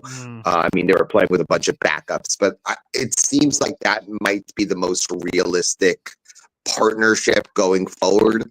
I don't think Gruden will get this job. I don't think the Jets will go through the NFL to hire him. Mhm. And I just please, oh please, I don't want Rex Ryan enough. The talk is just laughable. If they bring him back, it's going to just be an absolute circus. Hey, But I before you appreciate sign it, off, Alan, there's go there's for a it. caller on the line who wants to say hello. So here we go. Cigar smoking Neil Sr. He wanted to say What's how up, are- buddy? Hey, Neil, what's going on? Neil, you don't think they're going to win today, right, Neil? I can't hear him. Hey, Neil, I can't hear They're you. going Oh, there to you go. win today. Okay, They're going to win today. sure. Listen, because look, at the end of the day, Alan, our offense has to score eventually. What do you think? We don't have last year's offense out there that scores 3 points a game. Let's face it. By accident, we're going to score 21 points. I mean, No, I have it. Seattle, you want to talk about defense. Seattle's run defense is for shit. So we can run the ball against them. And if they play the run and go against the box, we're going to have some, let me tell you something. Do you think we're going to go an entire year with this roster and not get, a 4-touchdown performance at some point, 5 touchdowns? It's going to happen at one point. Even Sam Darnold put up 41 points in a game, and even Zach did that. It's going to happen at some point, no, Alan? Or it's going to be a 3-point I'd say every single week? No, I'd say they score 17 today. I say they lose 30-17 today. I do. You really think the defense is going to give 30 up at home? Yeah, I do. I think Kenneth Walker will have a field day today. Let me tell you something. If they commit to stop the run for Seattle, they're going to be able to stop the run. It's not like we weren't able to stop. Last week we stopped we stopped Taylor, who was a better running back than Walker. Is not having a Pro Bowl year right now. I mean, he's not great. Okay, Walker, then my boy. Let me tell you something. Who's better, Taylor or Walker? It's Taylor's very close. Kenneth Walker is legit. Kenneth Walker, legit. No ways about it. But Mosley's not playing, Paul, or is he playing? I don't know if he's playing. I would say from what Ian Rapport said this morning, he said CJ. So he said whoever was good, it must have been Brees Hall. So he said Brees Hall is good to go, but CJ Mosley is a long way away. Is how he described it. That doesn't sound good for today, or quite frankly, the rest of the season with this neck thing. But yeah, that was my interpretation. The problem we had this year. Look, this defense is so weak on the defensive line that they need. Look, CJ Mosley is a much needed guy. If Mosley was playing today, Alan, he was healthy, I would say the Jets are going to stop B.J. Walker because Mosley could stop Walker in his tracks. He ain't breaking that tackle, that's for sure. But our defense has got to make adjustments. I mean, if they make adjustments, I hope they just weren't picking their nose all these bye week and doing nothing and hanging out. I don't know. Difference between Seattle and Indianapolis is Seattle has more weapons on the outside. Sure. They also have a legit pass-catching tight end in Noah Fant, my boy from Iowa. And you got the two guys on the outside in Metcalf and Jackson Smith and Jimba. Again, I think Seattle scores 30 today. I do. But I it's not, let's put it this way.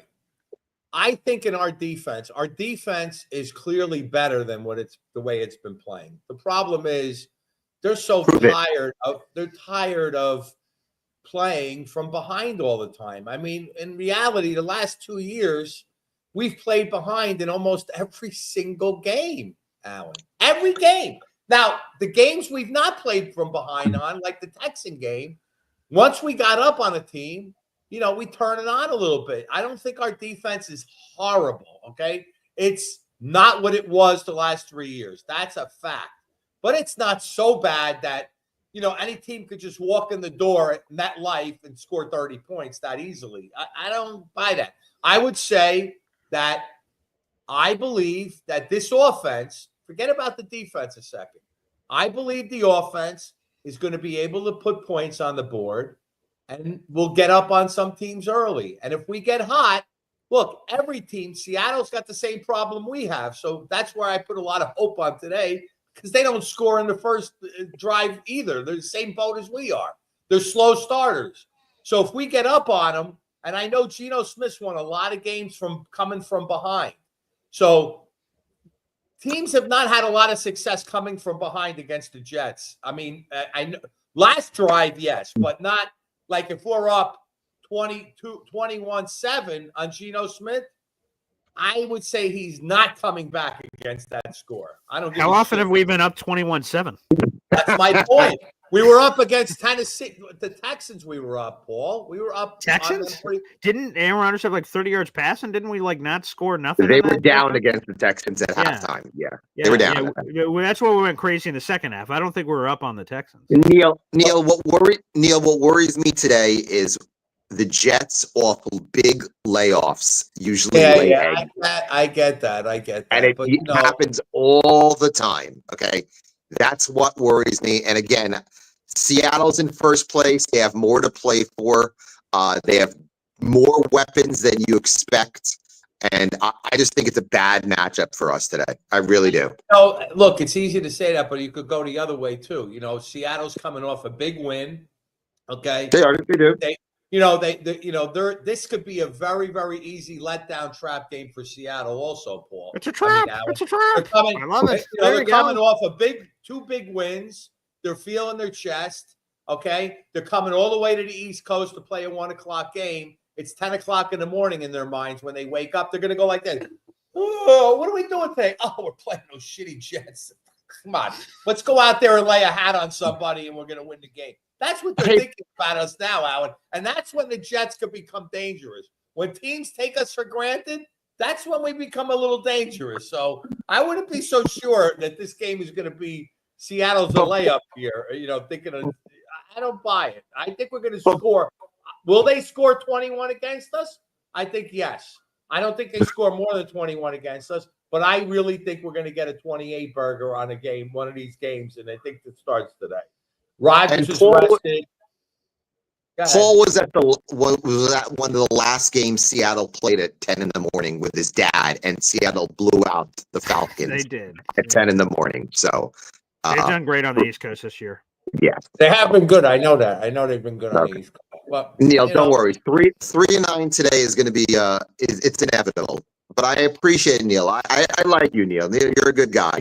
You're unfortunately the tables have turned, and we have to think about top 5, top 7 pick at the draft. But I'm not ready. Listen, I'm not ready for that. See, Alan, you've never seen miraculous victories. You've never seen the miracles that I've sat. I have. Nah, you give up too easy. You're not hanging around for any miracle win. I guarantee you, I guarantee you, if you were a Red Sox fan and they were down 3-0 in that World Series and came back and beat the Yankees, you certainly wouldn't be watching that. You'd be talking about how bad the Red Sox are and how shitty they are and how great the Yankees are. And let's call a spade a spade. You would never even have watched those 3 games. And even in Game 7, you would have said the Red Sox were going to lose. No, I knew. But after that bloody game, I knew, especially with Kevin Brown on the mound, I knew the Red Sox would win Game 7. So Neil, are we the Red Sox today? I'm just, is that? No, what I'm trying to tell you is this. Okay. I've said this before. When you're a Jet and you're a Met fan, the only way you win things is by miracle. You don't win things with expectations. You win by miracle.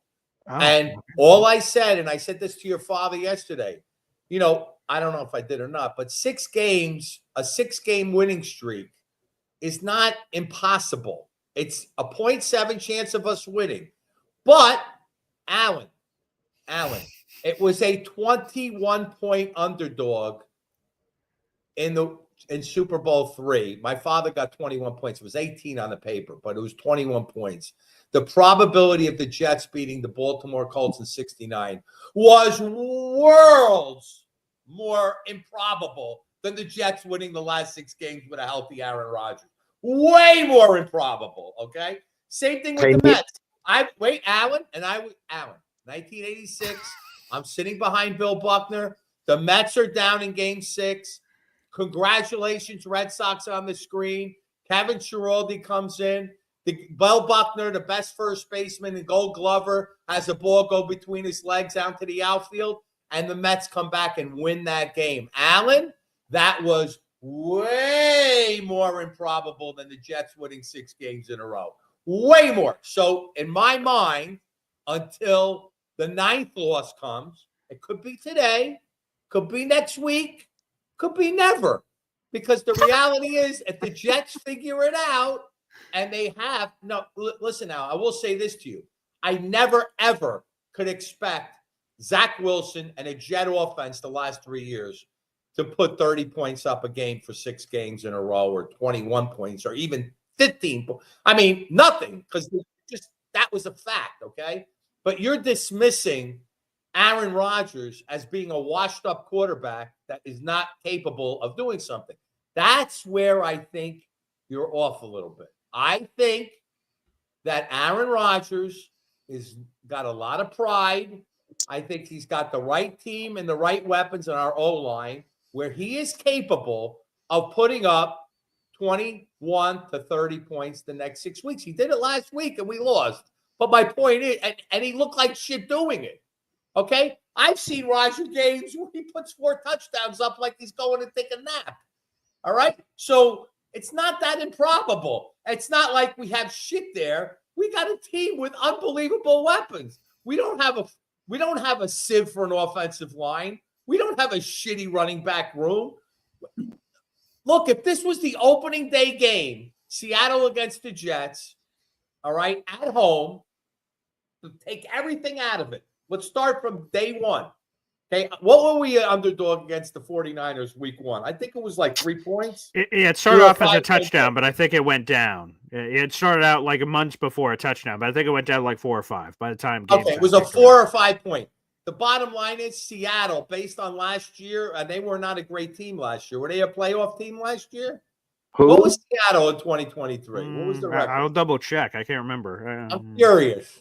And they have pretty much the same roster they had last year. And by the way, Alan, they have a brand new coach, right? Isn't this his first-year coach? Mike McDonald. Yeah. Okay. Mike McDonald. I love their OC. First game, what was the record last year? They were 9-8. They just missed. They were 9-8 last year. Yeah. They were 9-8. Okay. So I would say, and San Francisco was in the Super Bowl last year, okay? So They were. bottom line is, if this was the first game and you erase everything and go back, and we didn't have Devontae, hang on, we did not have Devontae Adams in the opener. We did not have Hassan Reddick. And we come into that game at least a 7-point favorite against No, Seattle. we would. Neil. Oh, Paul. Paul, he's a tremendous salesman. It's just the Jets are a really bad purchase. Yeah. In my opinion, it's a bad product to sell, unfortunately. He's a very positive guy, but you know what? He was positive when he said 17-0, and he got positive when he said 14-3, and they're 3-8 going nowhere. And Paul, I know you've picked the Jets every week, but you would not be surprised if they get blown out today. You wouldn't. Let's see what happens. Have a good one, man. Let's see what happens. All right, let's go back to the phone lines. We got a lot of callers to go to. Wow, there was a lot to unpack there. Hep is here on the show. What's up, Hep? Good morning. That was a classic one, Paul. Yeah, that's a doozy. Yeah. You should maybe start like a boxing, like on the off season. Yeah. The boxing matches, these celebrity box. We'll do it with the Paul Boy Green. That'd be good. I like that. Yeah. One thing, just a quick thing. I just wanted to talk about Seattle's strategy this year for playing East Coast games. Mm-hmm. What they've been doing is they've been going out to Friday night. They've been going out to Friday. Oh, okay. And I think that's benefited them big time. And I'd like to adopt that. I think that's a big. Yeah, I think that, why not go there one day earlier, get acclimated to the time. And I think it really makes sense to do that. Yeah, they're undefeated on the East Coast. I know people have been talking about this West Coast, East Coast thing. They beat New England. They beat Atlanta. I was at that game, and they look awesome. Like, they weren't sluggish at all. They were explosive. So, yeah, hey, let's adapt. If someone, again, NFL is a copycat league. Someone else is doing it, so they're like, that seems to be working there. Let's freaking do it, for God's sake. So yes, I'm all aboard it, and they've been great. So Jets, they haven't been as great on Sundays this year. They have not done as well. They've done great on Thursday night football games. So I will advocate to the NFL for a full Thursday night football game slate for all 17 games next year. I don't know if the NFL will accept that, but I'll try that. But yes, I agree. Let's take a page out of the Seattle playbook. Yeah, I mean, if Rodgers wins today, I mean, there might be a little bit of a spark of a little bit of a run, and it's all about the defense clogging up that middle. I think that's the real thing, and I hope they address it. Yeah. Peace out, guys. Too. Thanks, Hep. Appreciate it. Frank asks on Heavy on Jets, is Neil smoking a cigar? Or something else in that thing he's smoking? That I cannot confirm or deny. All right, let's go to our next caller here. A fellow Jets content creator, a Jets X Factor columnist, NY Flight Jets Talk. It is Connor Long gracing us with his presence. Good morning, Connor. BG, what's going on? What's going on, man? It's good to see you. It's been too long, man. Yeah, it's good to be. I think, honestly, this is probably my first time actually calling into the morning show. I'm always in the chat. Really? Oh, wow. Background. Okay, well, check it off the bucket list, baby. Yeah, there we go. On Boy Green Daily, officially here as a caller. But here's my take for today's game. I have the Jets losing 30-14. Oh, you increased it? Oh, I saw 30-7 earlier, and I was like, I had 30-7. But Jared kind of smoothed me over there. I don't want to be too negative. Okay, yeah, I don't want to be too negative. Like I feel like if I say 30-7, I'm gonna it's gonna go crazy. So I don't want to be too negative. Okay, it's gonna be 30-14 here for the Jets. You look at my thing is you look at what the offenses Seattle's been able to stop. Like compare the defenses here. They beat the Cardinals last week 16-6. A Cardinals offense that scored 30 points on the Jets defense. You can look at that game. Another game they beat the 49ers 20-17. I know they're underperforming, but still, they've basically beat the Falcons 34-14. Yep, I was there at that one. Yep. Yeah, they basically held the opponents to under 25 point ish, except the Bills game, which they lost 31-10, and the Lions game they lost 42-29. But the Lions are dropping 40-50 bombs everywhere. Titans, Jaguars, Seahawks. So. And my concern is you can say, okay, the Seahawks might pivot from the run game out of Kenneth Walker. I don't think that'll happen, but even if they do, they have Noah Fant, they have DK Metcalf, and Tyler Lockett, who will be playing today. So I just think this offense is going to be too much for them to stop. The defense can't stop a nosebleed. This defense allowed 29 points to Anthony Richardson and the Colts offense. That nothing tells me they could stop. Kenneth Walker, Noah Fant, DK Metcalf, Tyler Lockett. So I have them dropping 30 points, and it's so sad, BG, that we're already talking about draft position here. And someone just asked, I don't know if you could confirm this. You probably can't because it's probably some hush stuff here. But Yo Holmes just said that he believes the 33rd team should be interviewing Connor Long for the general manager position. Is that something you would consider? I have not heard anything from my agent yet on that, but all right. I'm going to try to get into some talks with Mike T and Rick Spielman. I'd take the job. Yeah, because you're close, right? You've done interviews with Tannenbaum before, right? Yeah, okay. I don't know. I don't know if many people will want the job, so I'll be down. But I saw what you said about Will McClay, who was coach. Yeah, my boy. Yes, I think it would be Mike Zimmer. He's the if he got a head coach, you're saying he's the Cowboys DC.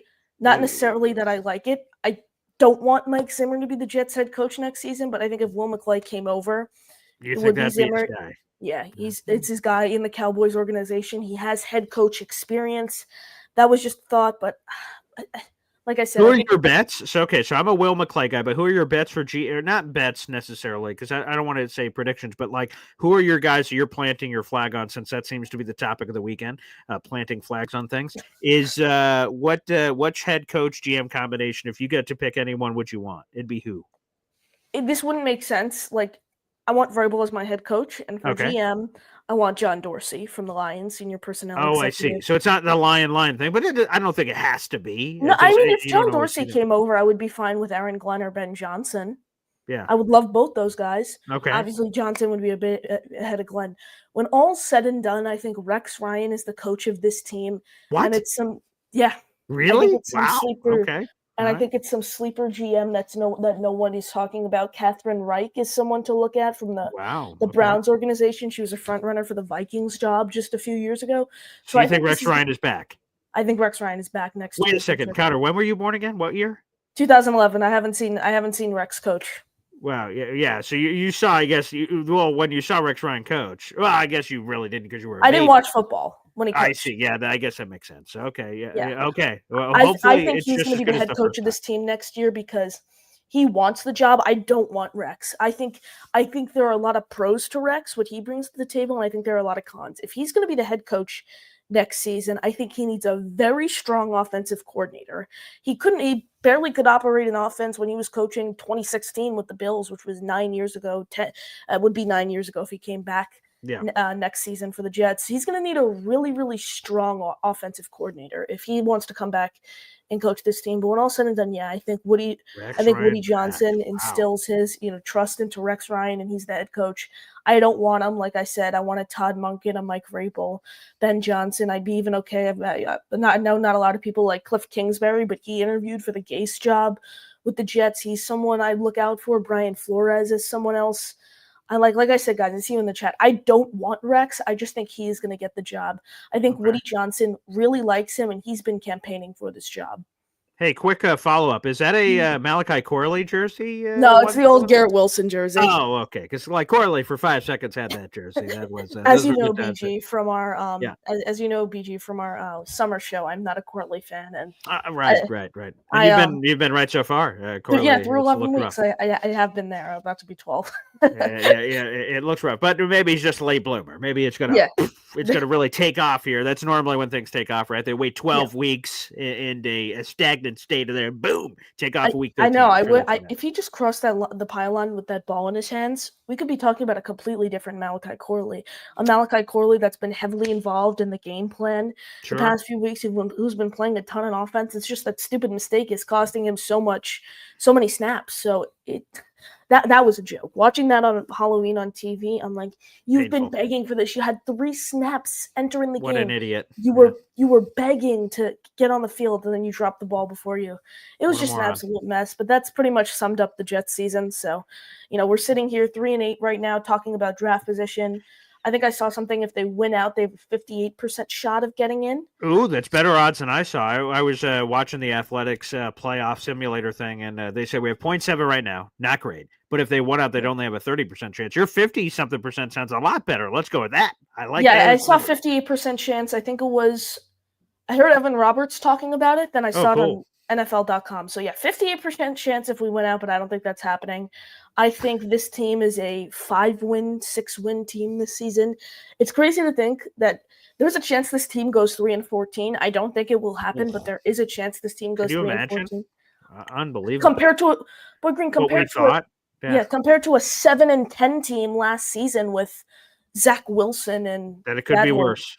Yeah, whole crew. So, hey Connor, before we let you go, give us a plug. Where can people hear you? What shows do you got cooking on your channel right now? Oh boy, Green, appreciate you having me as always here. But you guys can find me at Connor_long15 on Twitter. Read my work, jetsxfactor.com. Then you could subscribe to my YouTube channel at NY Flight Jets Talk, pregame, postgame shows, weekly discussions, all of that. But boy, Green, appreciate you having me, and everyone, I appreciate the continued support. All right, there you go. Connor Long not wearing a Malachi Corley jersey. That way he was temporarily 17, not wearing that jersey. But make sure you check out his stuff. NY Flight Jets Talk, baby. All right, whoop, the light just went off. Is that like a sign from God? God? Oh, the light's back. Okay. All right, let's go back to the phone line here. We got our boy Snowball here on the show. What's up, Snowball? That was a sign.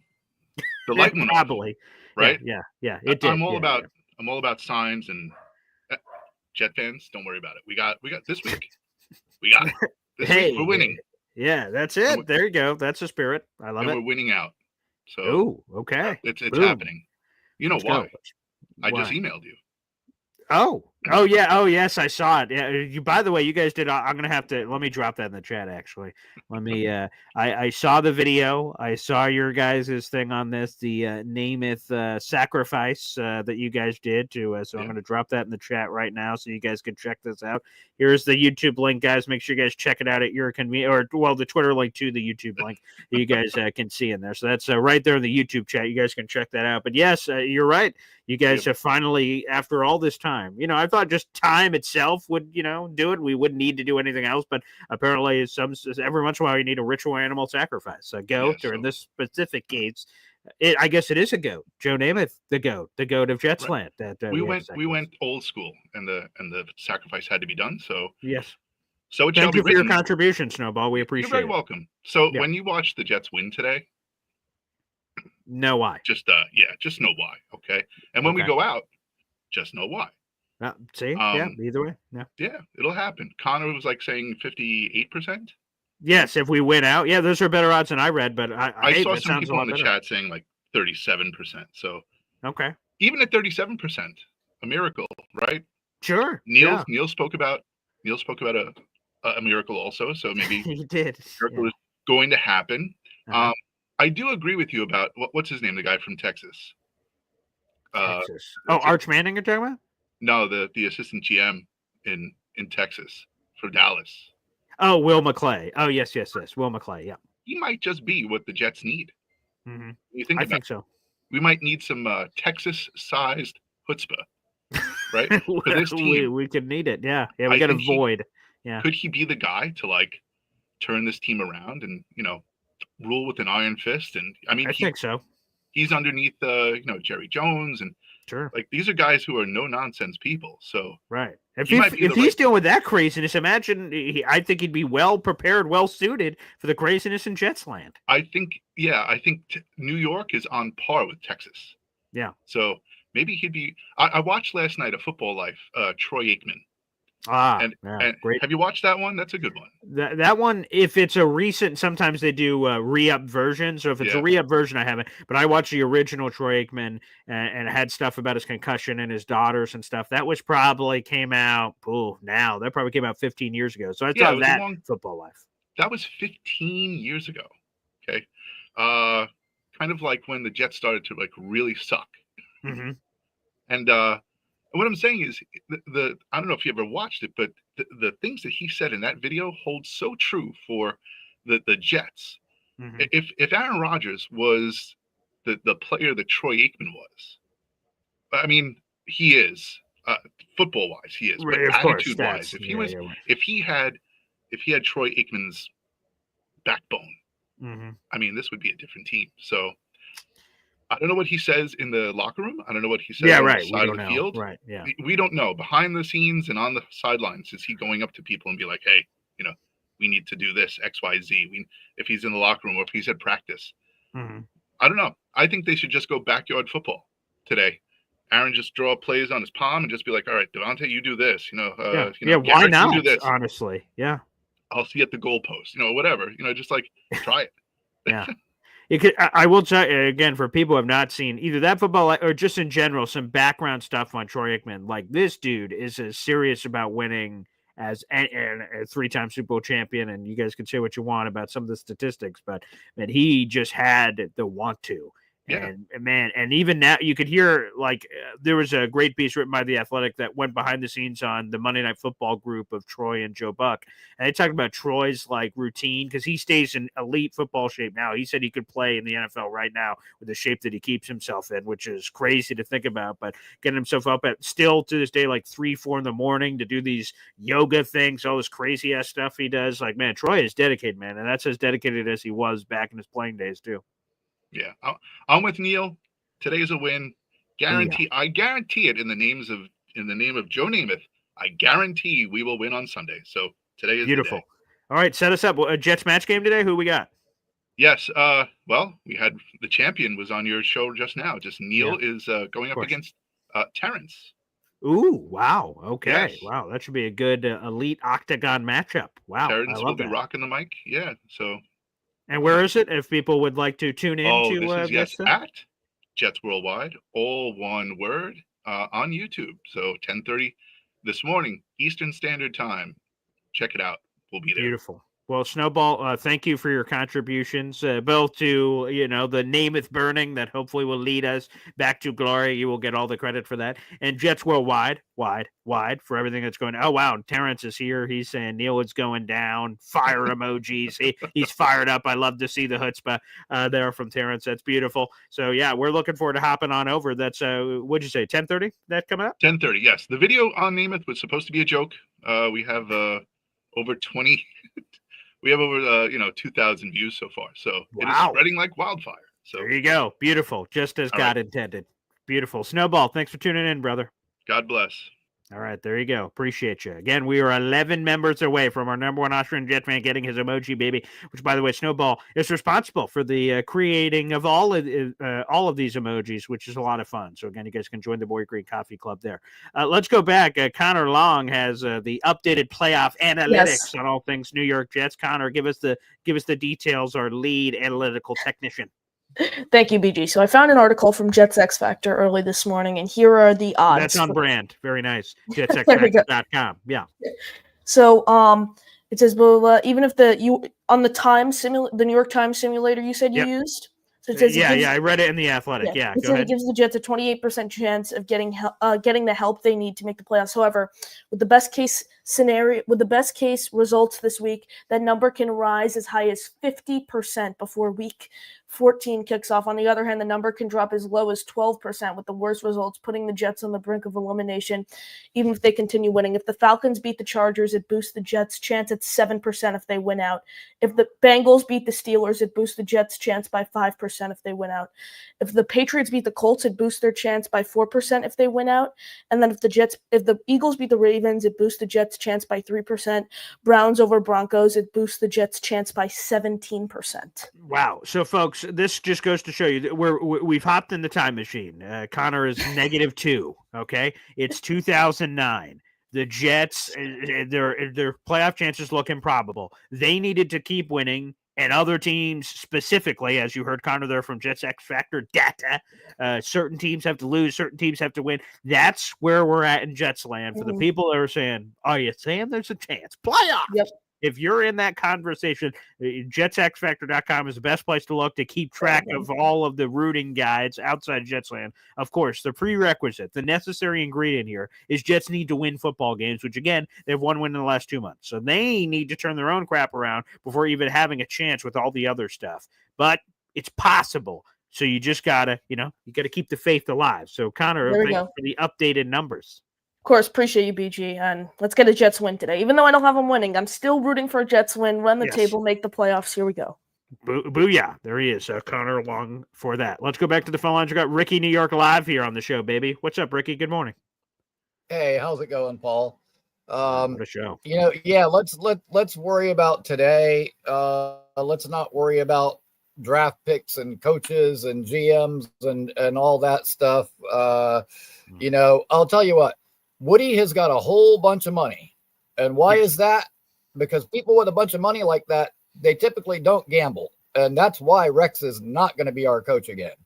I mean, think about it. If Rex were to come back and be successful here, it would be a great story. But if he came back and it blew up in everybody's face, like everyone would, they would be wanting to drag Woody out in the street. Like it's just too much of a risk.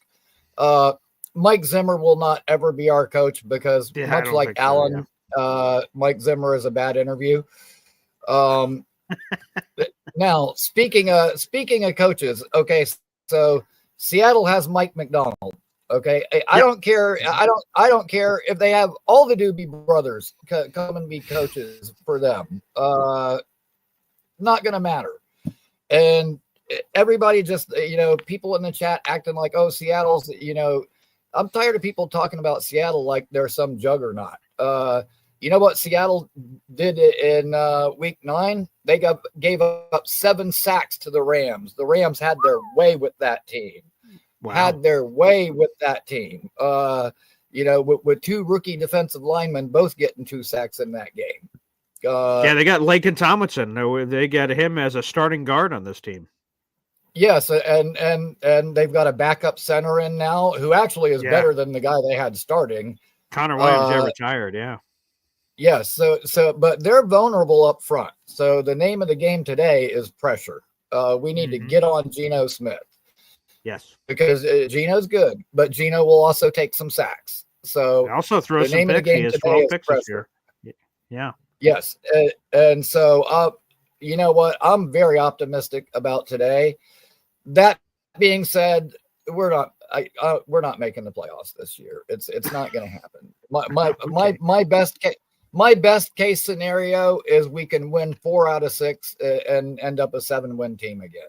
And I think that's being realistic. You know, I have a hard time seeing us getting past Buffalo. I see us having a hard time getting past the Rams. All the other games are winnable, but it's you know, it's going to be a typical Jets like too little, too late type of thing. But for today, I'm optimistic. I think we can win today. I'm looking forward to this matchup, and you know, hopefully those guys go out there today and get it done. You know, welcome back Tony Adams. You know, let's get out there and let's take care of business. Damn straight, Ricky. Thanks for the call, brother. And yes, Tony Adams. I don't know if we got to mention that this week, but he was benched by Woody Johnson, and he's come back to the lineup. So we'll see what that looks like. Shout out to Rich Meany who had those scoops on that story. Shout out to the 400 people in the room. Like the video, hit subscribe, baby. We appreciate you. We're 11 members away from our number 1 Austrian Jet fan. Let's hope for a Jets win today, and then we turn it around and we get our number 1 Austrian Jet fan, his emoji, coming up on the post-game show, which should be shortly after Jets Seahawks 1:00. I'm looking forward to seeing you guys then. Take care, and we'll see you for the post-game show. Go Jets. Again, my prediction, Jets win 23-16. We'll see if I'm right. Thanks, everybody.